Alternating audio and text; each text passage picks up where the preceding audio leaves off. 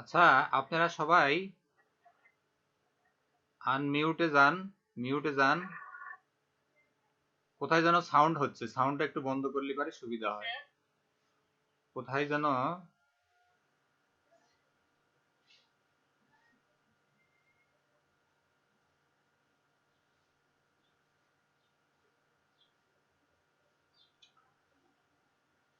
আজকে অ্যাডভান্স আইসিটির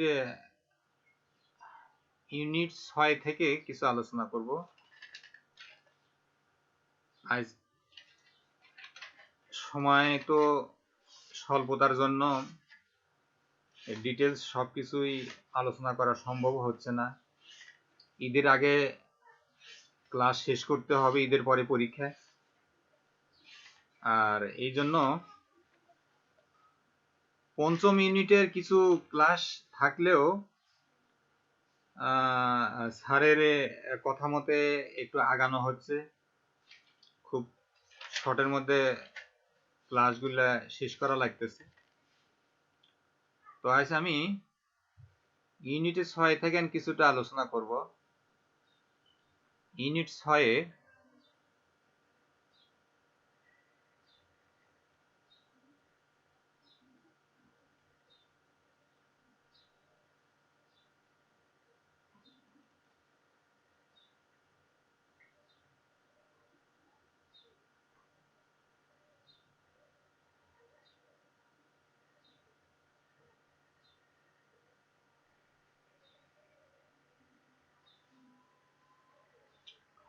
আজকের ক্লাসে সবাইকে স্বাগতম।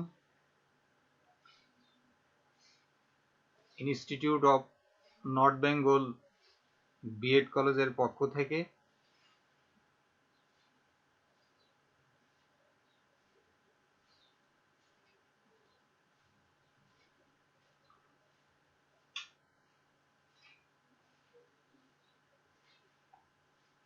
পরিচিতি আগে হয়ে গেছে, আজকে আর প্রয়োজন মনে করছি না, সরাসরি কিছুটা আলোচনা করব। এখানে দেখেন, ইউনিট 6-এর মধ্যে ইন্টারনেট সম্পর্কে কিছু আলোচনা আমি আপনাদের সামনে করব। ইন্টারনেটের অবস্থা আপনাদের সবারই জানা আছে, এমন কোনো শিক্ষক নাই যা ইন্টারনেট কি তা জানে না, সবাই জানে। তার মধ্যেও আমরা শেয়ার করব, কে কতটুকু জানে, যাই ভালো জানে তার থেকে আমরা একটু শেয়ার করব। তো এখানে কিছু আলোচনা করব যে ইন্টারনেট কি সবাই জানি, তারপরেও আজকে আমরা একটা আলোচনায় আসব। পরীক্ষার খাতায় হঠাৎ করে লেখার সময় ভাববো যে ইন্টারনেট কি। আজকের আলোচনা থেকে যাতে ওই সময়ে ডিসিশন নিতে কম সময় লাগে বা সুবিধা হয়, সেই জন্যে আজকে আমি একটু আলোচনা করব। আপনারা আশা করি সাথে থাকবেন। ইন্টারনেট কি? ইন্টারনেট হচ্ছে, শব্দগত বিশ্লেষণ করলে ইন্টারনেট কথাটি এসেছে ইন্টারন্যাশনাল নেটওয়ার্ক কথা থেকে। এটা শব্দগত বিশ্লেষণ করলে ইন্টারন্যাশনাল নেটওয়ার্ক কথা থেকে, আর কার্যগত বিশ্লেষণ করলে বলতে হবে ইন্টারনেট হচ্ছে নেটওয়ার্ক সমূহের নেটওয়ার্ক। ইন্টারনেটকে আজ বিশ্ব নেটওয়ার্কও বলা হয়। অর্থাৎ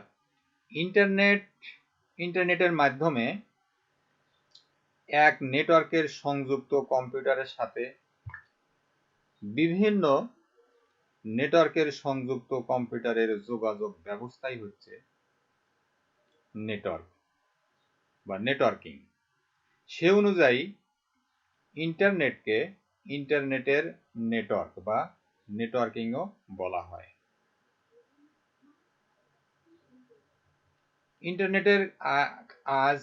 ইন্টারনেটকে আজ বিশ্ব নেটওয়ার্ক বলা হয়, কারণ বিশ্বের বিভিন্ন প্রান্ত থেকে ছড়িয়ে ছিটিয়ে থাকা অনেক নেটওয়ার্কের সমন্বয়ে একটা ব্যবস্থা। হ্যাঁ, এই ব্যবস্থাটাই হচ্ছে একটা ইন্টারনেট। কাজেই ইন্টারনেট কি এ সম্পর্কে আরো পরিষ্কার হলেন, যাতে এই ছোটখাটো প্রশ্নগুলো আসলে আপনাদের কোনো সমস্যা না হয়। এরপরে আরো কিছু আলোচনা করব যে ইন্টারনেটের এর বিস্তৃত রূপটা কি। 2 নম্বরের প্রশ্ন আসে, বিস্তৃত রূপ আপনারা অনেকে জানেন, তারপরেও বলতেছি। ইন্টারনেটের বিস্তৃত রূপ হচ্ছে ইন্টারন্যাশনাল নেটওয়ার্ক। ঠিক আছে? এই ইন্টারনেট কবে, কোথায়, কখন এর যাত্রা শুরু হয় এ সম্পর্কে আমরা অনেকেও জানি, যারা জানে না তাদের জন্য জানা হবে। এটা কবে থেকে শুরু হয়েছে, কোত্থেকে শুরু হয়েছে, কোন দেশে, কারা এটা উদ্ভাবন করলো, উদ্ভব হলো কে। ইন্টারনেটের প্রকৃত যাত্রা আরম্ভ হয় 1969 সালে। 1969 সালে 21শে নভেম্বর এটা যুক্তরাষ্ট্রে। আর আমরা এর যাত্রা শুরু হলো 90 দশকের কিছু আগে অথবা পরে। আর কিছু কিছু এবার আরো কিছু জানছে, সেটা হচ্ছে এই কোভিড-19 এর কারণে যে একটা কৃত্রিম অবস্থা সারা বিশ্বে সৃষ্টি হয়েছে, তার পরিপ্রেক্ষিতে যে ইন্টারনেটের মাধ্যমে যেভাবে কার্যক্রম চলছে, তার এই অবস্থাতে যারা জানে না তারাও জেনে ফেলেছে যে ইন্টারনেট নামে কি যেন একটা আছে, কিন্তু তারাও পরিষ্কার না। তো আপনারা তো পরিষ্কার যে ইন্টারনেট কি, এর বিস্তৃত রূপ কি, এর প্রকৃত যাত্রা কবে থেকে শুরু, এ সম্পর্কে তো আপনারা তো জানলেন। ঠিক আছে? তাহলে পরে ইন্টারনেটের মালিক কে? ইন্টারনেটে এর মালিকটাকে, প্রতিটিরই তো একটা মালিক থাকে। আসলে ইন্টারনেটের কোনো মালিকানা সত্য নাই, এর কোনো মালিকানা সত্য নেই।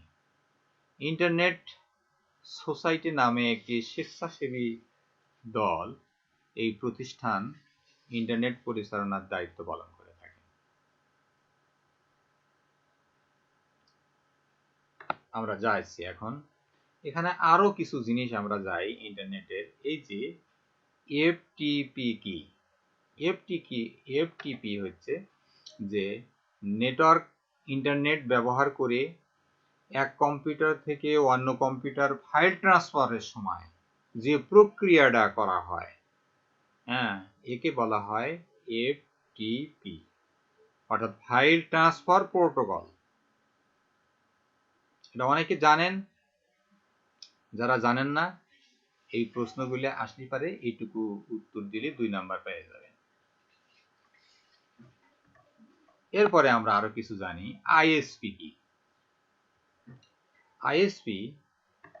আইএসপি হচ্ছে যে সকল কোম্পানি জনসাধারণের মধ্যে ইন্টারনেট সেবা প্রদান করে তাদেরকে বলা হয় আইএসপি, অর্থাৎ ইন্টারনেট সার্ভিস প্রোভাইডার। তো এই কোম্পানিগুলো বিভিন্ন বিভিন্ন কোম্পানি আছে, আমাদের কাছে আসে। তো এরা হচ্ছে সেবা প্রদানকারী, এদেরকে আইএসপি বলা হয়। যে বিভিন্ন কোম্পানির বিভিন্ন নাম থাকতে পারে, সেগুলো আমরা পরবর্তী সুযোগ পাইলে আলোচনা করব। এরপরে আমরা জানি কি মডেম কি। মডেম এখনো চলছে, কিন্তু কিছুদিন আগে এর ব্যাপক পরিচিতি ছিল। এখন ব্রডব্যান্ডের মাধ্যমে আমরা এগুলা সম্পূর্ণ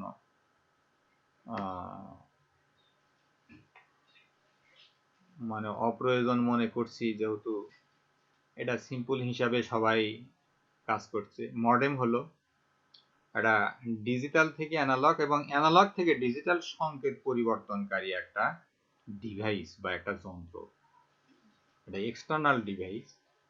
আচ্ছা, ইন্টারনেট সংযোগের জন্য মডেম একটি অতি প্রয়োজনীয় ডিভাইস। ইন্টারনেট সংযোগের জন্য এই মডেম একটা অতি প্রয়োজনীয় ডিভাইস।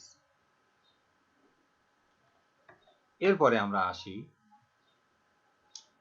এবার সংক্ষিপ্ত প্রশ্ন শেষ হওয়ার পরে আমরা কিছু ব্রড প্রশ্নের দিকে যাব। এই প্রশ্নগুলোর মান থাকবে 4 থাকতে পারে, 500 থাকতে পারে, এই ধরনের। ইন্টারনেট সংযুক্ত হওয়ার উপায় বর্ণনা করুন। ইন্টারনেট আমি সংযুক্ত হব, কিভাবে সংযুক্ত হব, তার কিছুটা মাধ্যম বা কিছুটা কৌশল যে আছে সেগুলি আমি বিস্তৃত আলোচনা করব। কিভাবে দেখেন, ইন্টারনেট সংযুক্ত হওয়ার উপায়, সংযোগ দিতে যে সমস্ত কাজ করতে হবে তা হলো কম্পিউটার, প্রথমে একটা থাকতে হবে, কি একটা কম্পিউটার থাকতে হবে অথবা স্মার্টফোন থাকতে হবে। বর্তমান প্রচলিত পেন্টিয়াম 4 বা সমমানের কম্পিউটারই হলো ইন্টারনেট চালানো যায়। আর অধিক গতিসম্পন্ন ইন্টারনেটের ব্যবহারের জন্য অধিকতর সুবিধাজনক, যেমন আমাদের এখন বর্তমানে কোরাই 1, 2, 3, 4, 5 বিভিন্ন উচ্চ গতিসম্পন্ন যে ল্যাপটপগুলি আসছে বা ডেস্কটপগুলি আসছে, ল্যাপটপগুলি আসছে, এগুলা ইন্টারনেট ব্যবহারের জন্য খুবই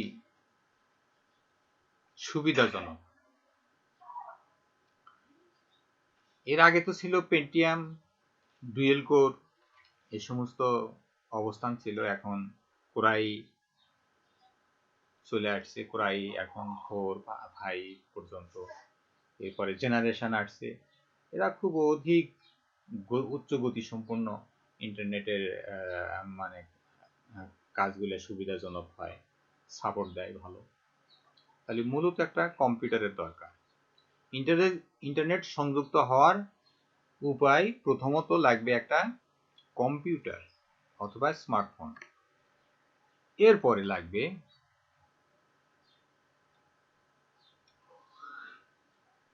এরপরে লাগতেছে একটা মডেম লাগে।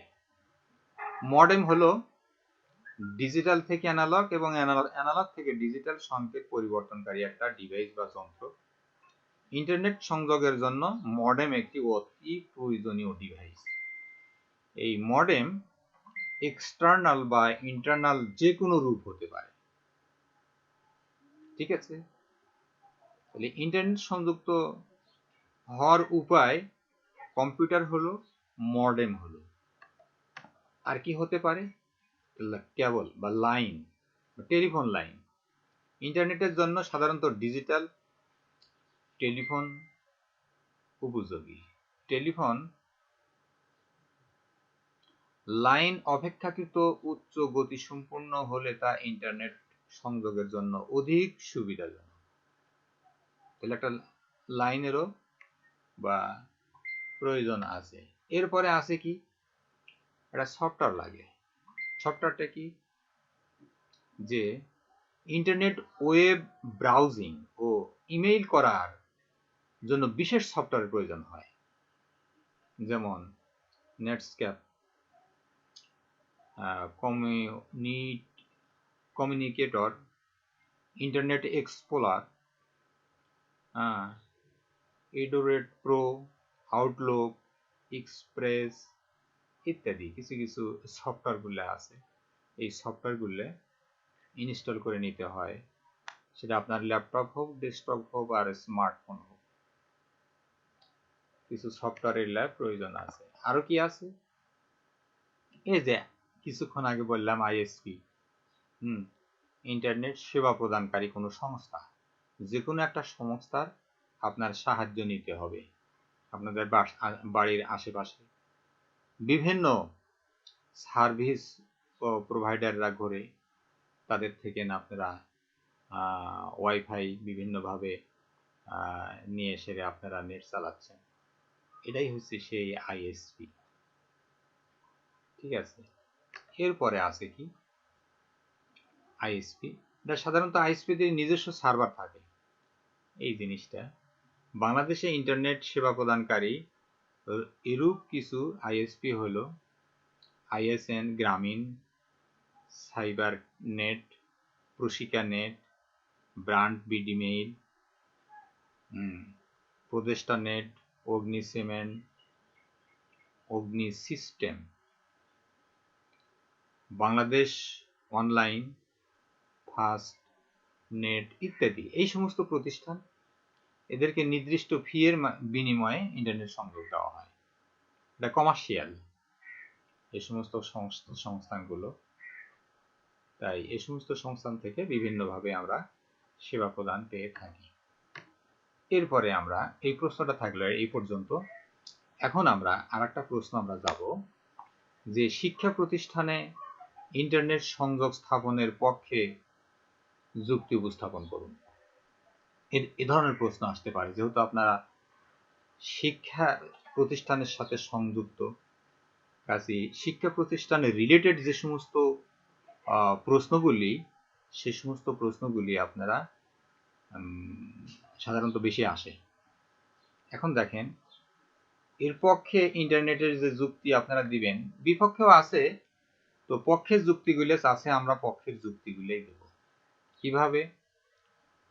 উত্তর লেখো, শিক্ষা প্রতিষ্ঠানে ইন্টারনেট সংযোগ স্থাপনের পক্ষে যুক্তি, যেমন শিক্ষা প্রতিষ্ঠানের ক্ষেত্রে ইন্টারনেটের গুরুত্বপূর্ণ ভূমিকা পালন করে, তাই শিক্ষা প্রতিষ্ঠান ইন্টারনেট সংযোগের পক্ষে অনেক যুক্তি উপস্থাপন করা যেতে পারে, তা নিচে উপস্থাপন করা হলো। কিভাবে? যে শিক্ষার্থীরা ইন্টারনেট থেকে লেখাপড়া সম্পর্কিত সহায়ক বইগুলি বা কোনো তথ্য সংগ্রহ করতে পারে। এটা 1 নাম্বার। 2 নাম্বার, লেখাপড়া সম্পর্কিত ওয়েবসাইট থেকে প্রাপ্ত জ্ঞান শিক্ষার্থীদের জ্ঞানের পরিধি বাড়িয়ে দেয়। লেখাপড়া সম্পর্কিত যে সমস্ত ওয়েবসাইটগুলি আছে, যে ক্লাসগুলি আছে, সেই ক্লাস রিলেটেড যে সমস্ত ওয়েবসাইট থেকে আমরা বিভিন্ন ধরনের জ্ঞান শিক্ষার্থীদের জ্ঞানের পরিধি বাড়িয়ে দিতে পারি। যেমন বিজ্ঞানের যে সমস্ত ফুলের পরাগায়ন যেভাবে ঘটে বিভিন্ন কীটপতঙ্গের মাধ্যমে, বাতাসের মাধ্যমে, সে সমস্ত পরাগায়ন, স্বপরাগায়ন, বিভিন্ন রকমের যে প্রযুক্তিগুলি, মানে অ্যানিমেশন দেওয়া আছে, ইফেক্টগুলি দেওয়া আছে, ভিডিওগুলি দেওয়া আছে, এগুলি শিক্ষার্থীদের মাঝে উপস্থাপন করে তাদের এই জ্ঞানের পরিধি বা সূক্ষ্মতা বাড়িয়ে দেওয়া হয়। এতে অনেক সুবিধা আছে। এরাও শিক্ষা প্রতিষ্ঠানে ইন্টারনেট সংযুক্ত স্থাপনের একটা যুক্তি, পক্ষে যুক্তি। আরো কি আছে? লেখাপড়া সম্পর্কিত প্রয়োজনীয় সফটওয়্যার ডাউনলোড করতে পারে। লেখাপড়ার প্রয়োজনীয় যে সমস্ত সফটওয়্যারগুলো আছে, সে সমস্ত সফটওয়্যারগুলো আমরা ডাউনলোড করে নিতে পারি। শুধু সফটওয়্যারকে, যে সমস্ত তথ্য আমরা দরকার যখন তখন আমরা এই ইন্টারনেটের মাধ্যমে আমরা ডাউনলোড করে নিতে পারি। আরো পারি কি? অনলাইনের বিভিন্ন ধরনের প্রতিযোগিতামূলক পরীক্ষায় অংশগ্রহণ করতে পারে। অনলাইনের বিভিন্ন ধরনের প্রতিযোগিতামূলক পরীক্ষা আছে, এই পরীক্ষায় আমরা অংশগ্রহণ করতে পারবো। আপনাদের সামনে এর আগে তুলে ধরছিলাম মুক্তপাঠ নামে একটা সাইট আমাদের আছে শিক্ষক বাতায়নের পাশাপাশি। এখানে বিভিন্ন ধরনের শিক্ষণীয় ব্যাপার আছে, সেখানে কিছু প্রতিযোগিতা আছে, পরীক্ষা আছে। আপনারা এই শিক্ষাগুলি অংশগ্রহণ করার পরে ইচ্ছা করলে পারে পরীক্ষায় অংশগ্রহণ করতে পারবেন। সেখানে কিছু সার্টিফিকেট দিবে। এই বেশ ধরনের কিছু শিক্ষা ব্যবস্থা এরকম আছে। এতে কি শিক্ষার্থীদের শিক্ষা ভীতি দূর হয়, নিজেদেরকে দক্ষ হিসেবে গড়ে তুলতে পারবেন। ঠিক এরকম আপনারা, আমি সবাইকে বলবো যে মুক্তপাঠের একটা অ্যাকাউন্ট করবেন। অ্যাকাউন্ট করে আপনারা সবাই সেখানে শেয়ার করবেন, কিছু সময় সেখানে দিবেন। আপনারা যদি না পারেন, আমি একদিন এই অনলাইনের মাধ্যমেই কিভাবে এই অ্যাকাউন্টটা করা যায়, যারা জানেন তারা তো করবেন, যারা জানেন না তারা আমার সাথে শেয়ার করবেন, আমি এটা করে দেব। এখানে অনেক কিছু শিখতে পারবেন, শিক্ষা সম্পর্কে, কৃষি সম্পর্কে, মানে বর্তমান যুগোপযোগী যে সমস্ত প্রেক্ষাপট চলতেছে প্রতিটি বিষয় সম্পর্কে সেখানে শিখতে পারবেন। এরপরে আমরা যাই 5 নম্বরে, বিভিন্ন শিক্ষামূলক ম্যাগাজিন পড়ে নতুন অনেক কিছু জানতে পারবেন। শিক্ষামূলক বিভিন্ন রকমের ম্যাগাজিন আছে ওয়েবসাইটে, সেটা ইন্টারনেটের মাধ্যমে সেগুলি পড়তে পারবেন, আর পড়লে পারে জানতে পারবেন। এরপরে আমরা যাব যে কি ওয়েবসাইটে অনেক ধরনের লাইব্রেরি থাকে, এই লাইব্রেরিতে অসংখ্য বই সংরক্ষণ থাকে। আপনি ইচ্ছা করলে কোন ধরনের বই কিভাবে পড়বেন সবকিছুই সম্ভব। তাই যে কোনো বই অধ্যয়ন করতে পারলে, অধ্যয়ন করতে চাইলে পারে আপনি এই ইন্টারনেটের মাধ্যমে এই সমস্ত বই থেকে আপনারা বই সংগ্রহ করতে পারবেন, বই পড়তেও পারবেন। ঠিক আছে, এরপরে আমরা যাব যে বিজ্ঞানীদের নিত্য নতুন আবিষ্কার সম্পর্কে প্রতিনিয়তই খবর রাখতে পারবেন। বিজ্ঞানীদের যে নিত্য নতুন আবিষ্কার সম্পর্কে প্রতিনিয়ত খবর, যেমন কোভিড-19 ভ্যাকসিনগুলি সারা বিশ্বের আবিষ্কারের জন্য বিভিন্ন রকমের পদক্ষেপ নিল, বিভিন্ন দেশ ইনশাল্লাহ পেরেছে এবং অনেকেই সারা বিশ্বে বিভিন্ন দেশই এই ভ্যাকসিনগুলো গ্রহণ করছে। আমাদের দেশেও অনেকে গ্রহণ করছে, আমরাও গ্রহণ করছি। এবং কয়েকদিন আগে আরেকটা আবিষ্কার সম্পর্কে যে আসছে যে আমাদের দেশি কি ভ্যাকসিন তৈরি হবে, প্রযুক্তি অন্য দেশের থাকতে পারে। তো এইভাবে নতুন নতুন খবরগুলো প্রতিনিয়ত আমরা ইন্টারনেটের মাধ্যমে জানতে পারবো। এরপরে আছে কি আধুনিক শিক্ষা অর্জন করতে পারবে। আধুনিক শিক্ষা অর্জন, এই যে একটা আজ আমরা ঘরে বসে থেকে আপনাদের সাথে যার যার অবস্থান থেকে যে কথা বলতে পারছি, এটা তো বিশাল একটা আধুনিক মানে প্রযুক্তির একটা হাতিয়ার, কি তাই না? আমরা কোভিড-19 এই আক্রমণের আগেও অনেকেও এটা ভাবতে পারিনি যে অবস্থা। অনেক দেশই অনেক আগের থেকে নিয়ে আছে তাদের দূরশিক্ষণের ব্যবস্থা বিভিন্ন মানে দূরত্বের উপর নির্ভর করা হচ্ছে। আমাদের দেশেও আছে, যেমন আজ আমার সকাল 10টায় একটা ক্লাস ছিল, সেই 10টায় ক্লাস সারা বাংলাদেশে টেকনাফ থেকে তেঁতুলিয়া পর্যন্ত প্রায় 350 শিক্ষকদের একটা মানে প্রশিক্ষণ হলো, তার মধ্যে আমিও ছিলাম।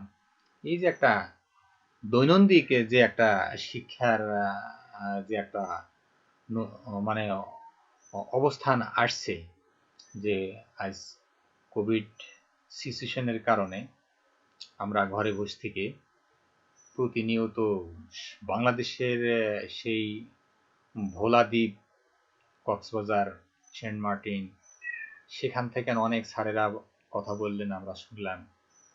উত্তরবঙ্গের সেই বিভিন্ন ডিস্ট্রিক্টে স্যাররা যায় যে অবস্থান থাকে সেখান থেকে কথা বললেন, যার যে সমস্যাগুলো আছে সেই সমস্যার পরিপ্রেক্ষিতে আমাদের একটা এই ডিজিটাল কন্টেন্টের উপর, পাওয়ার পয়েন্টের উপর একটা টিচিং হলো।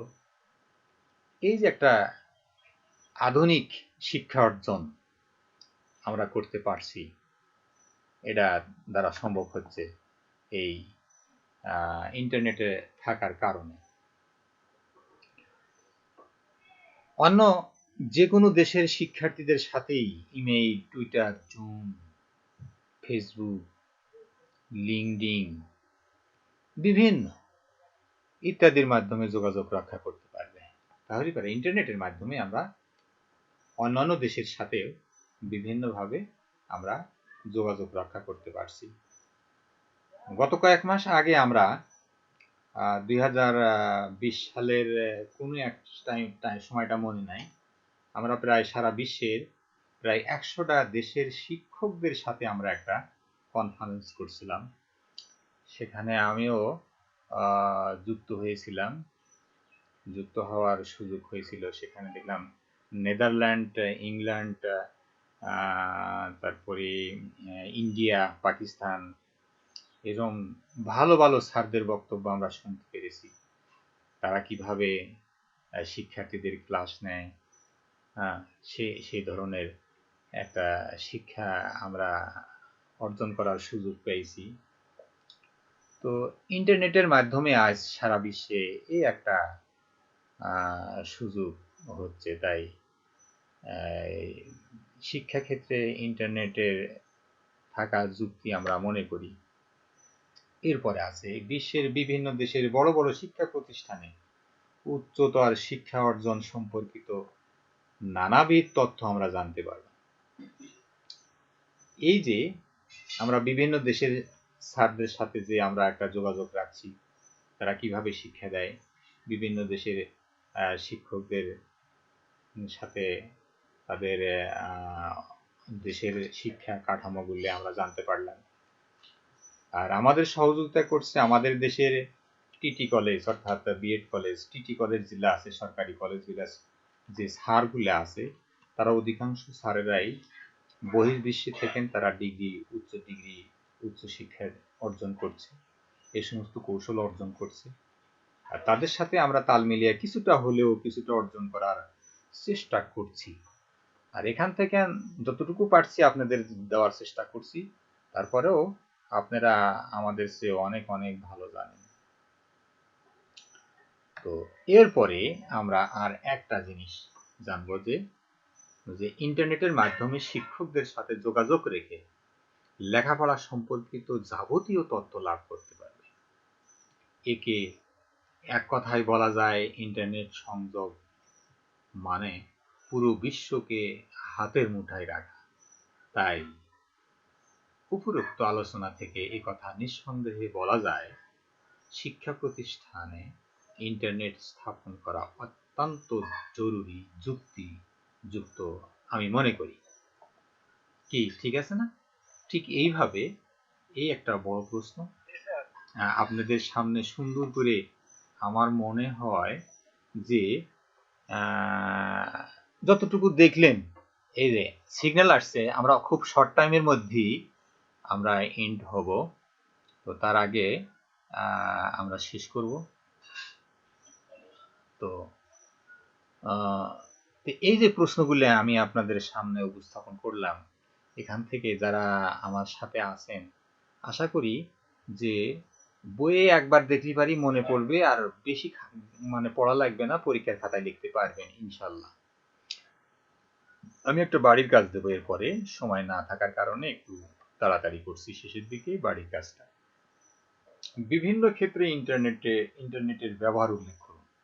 বিভিন্ন ক্ষেত্রে, যেমন শিক্ষা ক্ষেত্রে, ব্যবসা ক্ষেত্রে, ব্যাংকিং ক্ষেত্রে, তারপরে কি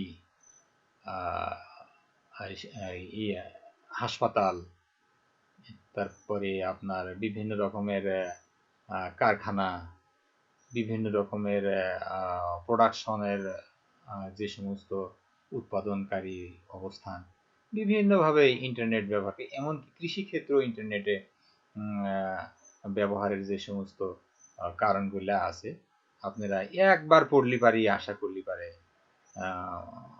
লিখতে পারবেন, আমি এটা আশা করি। তো এ পর্যন্ত আর কোনো প্রশ্নপত্র না থাকিলে আজকে আমি সবাইকে ধন্যবাদ জানিয়ে শেষ করব। তো এখন আপনারা